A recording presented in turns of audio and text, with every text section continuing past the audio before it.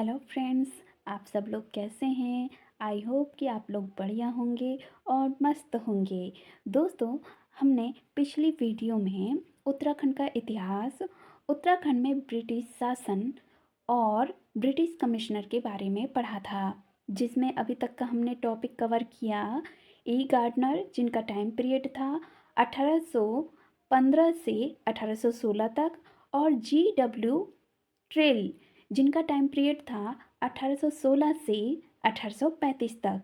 तो अब दोस्तों हम पढ़ेंगे मोजले स्मिथ के बारे में। तो चलिए शुरू करते हैं। तो पढ़ते हैं मोजले स्मिथ के बारे में, जिनका टाइम पीरियड था 1835 से 1836 ईस्वी तक। ट्रेल के बाद मोजले स्मिथ ने कमिश्नर का कार्यभार संभाला। इन्होंने प्रथम कार्यवाहक कमिश्नर के रूप में कार्यभार संभाला था। ये जो स्टेटमेंट है वो अजय रावत के अनुसार है। दोस्तों, अब पढ़ते हैं जॉर्ज गोवन के बारे में, जिनका टाइम पीरियड था 1836 से 1838 ईस्वी तक। कुमाऊं में तीसरे कमिश्नर के रूप में कर्नल जॉर्ज गोवन नियुक्त हुए और 1836 में गोवन ने दासों के विक्रय पर बैन लगाया था। 1837 में कुमाऊं के प्रथम थाने की स्थापना अल्मोड़ा में हुई थी। 1837 में गोवन द्वारा सदर अमीन पद की नियुक्ति भी की गई थी। पढ़ते हैं दोस्तों, ये एक सेना अधिकारी थे। इनको सिविल क्षेत्रों में कार्य का अनुभव नहीं था। गोवन की अनेक शिकायतें बोर्ड ऑफ रेवेन्यू तक पहुंच रही थीं। हुआ क्या, 1837 में बोर्ड ऑफ रेवेन्यू ने मार्टिन बर्ड को गोवन की जांच के लिए कुमाऊं भेजा। बर्ड ने इनके प्रशासन की कटु आलोचना की। गोवन के समय हलिये, छयोड़ों या छोड़ियों को बेचना बंद कर दिया था। इसी के समय माफी जमीनों की जांच हुई और दफ्तरों की व्यवस्था में सुधार किया गया। गोरखों द्वारा शुरू की गई दिव्य प्रथा को भी समाप्त। पढ़ते हैं लुसिंगटन जी के बारे में, जिनका टाइम पीरियड था 1838 से 1848 ईस्वी तक। 30 नवंबर 1838 को George Thomas Lushington Kumaon commissioner बने। 1839 में स्वतंत्र कुमाऊं कमिश्नर का गठन किया गया।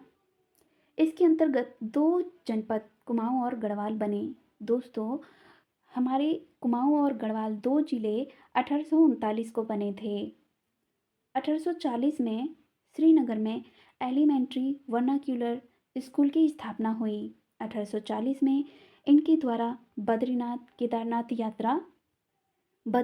केदारनाथ यात्रा मार्ग में एक स्वदेशी चिकित्सक की नियुक्ति की गई थी।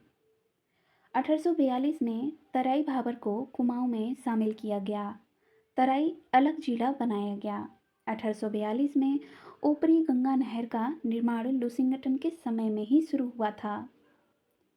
दोस्तों, बहुत ही महत्वपूर्ण ये पॉइंट्स हैं सारे। आप लोग पेन कॉपी लेकर ज़रूर बैठा कीजिए और नोट डाउन करते जाइए। आगे पढ़ते हैं दोस्तों। 1842 में नैनीताल नगर पालिका का गठन हेतु एक्ट पारित किया गया। 1843 से नैनीताल में भूमि आवंटन होने लगी, अतः इनके काल में नैनीताल में नगरीकरण प्रारंभ हुआ। 1843 में नैनीताल थाने की स्थापना हुई थी। 1843 में डॉक्टर जेमिन्सन कुमाऊं की यात्रा पर आए हुए थे। 12 अप्रैल 1845 में नैनीताल नगर पालिका के प्रथम बायलॉज का अनुमोदन किया था। 1845 में खैरना नैनीताल मार्ग पर कार्य प्रारंभ किया गया। 1847 में नैनीताल में एक असिस्टेंट सर्जन की तैनाती की गई।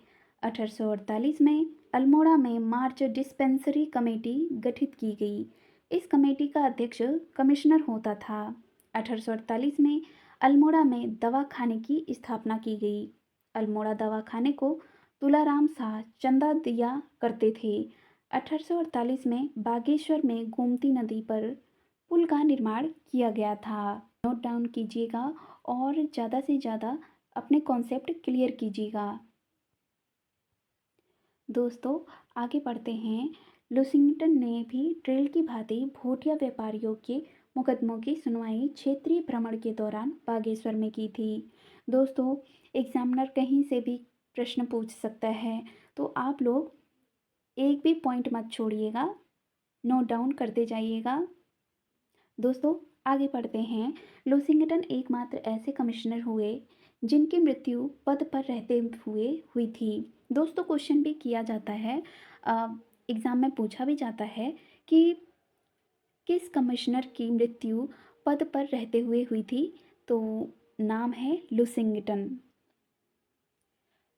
नोट, इनकी मृत्यु नैनीताल में हुई और इनकी समाधि नैनीताल में ही है।